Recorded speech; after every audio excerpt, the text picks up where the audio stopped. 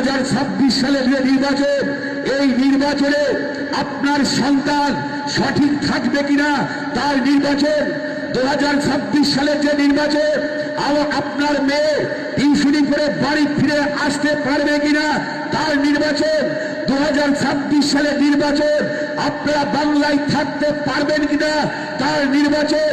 2026 সালের নির্বাচন, আপনি আয়ুষ্মান ভারত পাবেন কিনা তার নির্বাচন। 2026 সালের নির্বাচন, কৃষ্ণনগর থেকে ফরিদপুরে রেলপথ হবে তার নির্বাচন।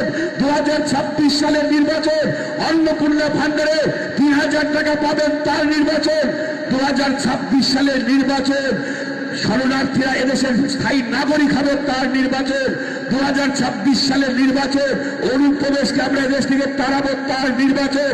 তাই 2026 সালে তেহট্ট বিধানসভা থেকে ভারতীয় জনতা পার্টির প্রতীকে যিনি প্রার্থী হবেন তাকে পদ্মফুল চিহ্নে ভোট দিয়ে যাতে পশ্চিমবাংলায় সোনার বাংলা তৈরি হয়, পশ্চিমবাংলায় ভারতীয় জনতা পার্টির সরকার তৈরি হয়, এই কথা বলে আমি আমার আলোচনা শেষ করছি।